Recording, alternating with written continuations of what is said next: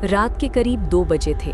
शहर के सबसे बड़े हॉस्पिटल के एक शांत कॉरिडोर में सिर्फ ट्यूबलाइट्स की हल्की सी झिलमिलाहट और मशीन्स की बीप सुनाई दे रही थी।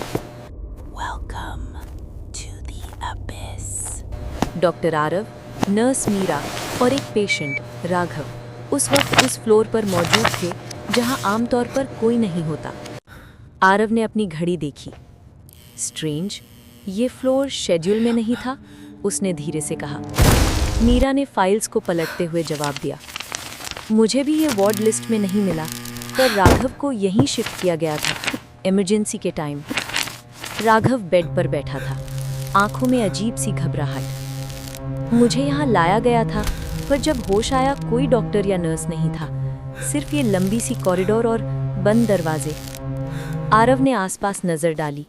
कॉरिडोर सच में असामान्य था, बेहद लंबा, सीधा और दोनों तरफ आइडेंटिकल दरवाजे। हर दरवाजे पर नंबर लिखा था, पर नंबर्स का सीक्वेंस गलत था। 101 के बाद 117, फिर 103। ये नॉर्मल नहीं है, आरव ने धीरे से कहा। उन्होंने एग्जिट की तरफ बढ़ने का फैसला किया। कॉरिडोर के एंड पर एक ग्रीन एग्जिट साइन चमक रहा था। तेज कदमों से तीनों वहां तक पहुंचे, लेकिन जैसे ही दरवाजा खोला वो फिर उसी कॉरिडोर में आ गए। मीरा का चेहरा सफेद पड़ गया। ये कैसे हो सकता है? आरव ने दोबारा कोशिश की। इस बार उन्होंने दूसरी तरफ के एग्जिट को ट्राई किया, पर नतीजा वही। दरवाजा खुलते ही वो फिर उसी जगह आ जाते। राघव की सांसें तेज हो गईं। मैंने कहा था ये जगह ठीक नहीं है। अचानक एक डोर धीरे से खुला। क्रीक। तीनों एक दूसरे की तरफ देखे। अंदर से अंधेरा था। आरव ने हिम्मत करके टॉर्च निकाली और रूम के अंदर गया। मीरा और राघव पीछे पीछे।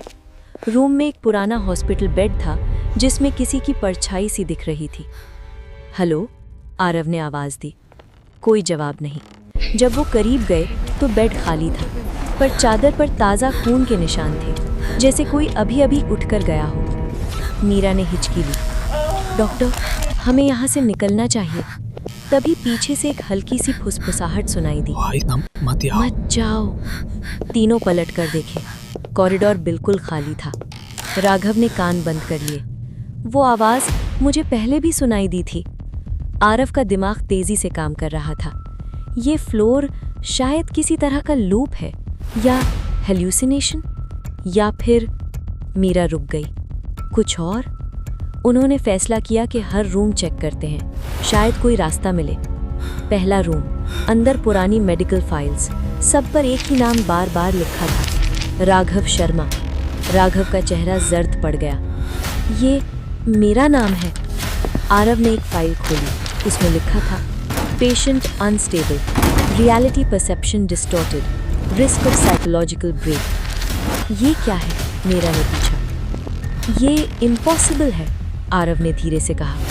ये रिकॉर्ड्स 20 साल पुराने हैं। राघव पीछे हट गया।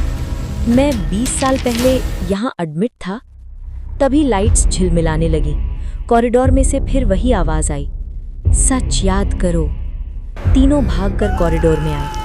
अब नंबर्स बदल रहे थे। दीवारों पर लिखे नंबर्स हिल रहे थे, जैसे जिंदा हो। अचानक एक स्ट्रेचर खुद ब खुद कॉरिडोर में चलने लगा। उस पर कोई पड़ा था, फेस कवर्ड। मीरा चीख उठी। ये क्या हो रहा है? स्ट्रेचर रुक गया। धीरे से शीट नीचे गिर गई।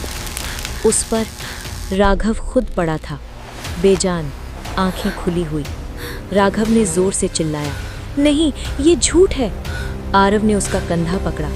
कंट्रोल करो अपने आप को। पर राघव की सांसें तेज हो रही थी। मुझे याद आ रहा है, एक्सीडेंट। मैं यहाँ लाया गया था, पर मैं बच नहीं पाया।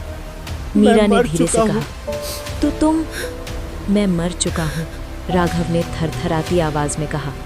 लाइट्स अचानक बंद हो गईं। अंधेरा, सिर्फ फुटस्टेप्स की आवाज धीरे धीरे करीब आती हुई। आरव ने टॉर्च जलाई, पर अब कॉरिडोर बदल चुका था। दीवारें खून से लिपटी हुई और दरवाजे आधे खुले, और हर जगह से फुसफुसाहट। तुम लोग यहाँ फंस गए हो, आवाज गूंजी। मीरा रो पड़ी। हमें जाने दो। आवाज हंसी। ये फ्लोर उन लोगों का है जो जा नहीं पाए, जो सच को एक्सेप्ट नहीं कर पाए। आरव ने समझने की कोशिश की।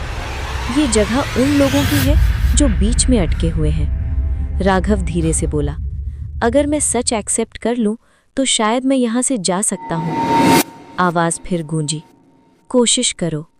राघव ने आंखें बंद की। मैं मर चुका हूँ।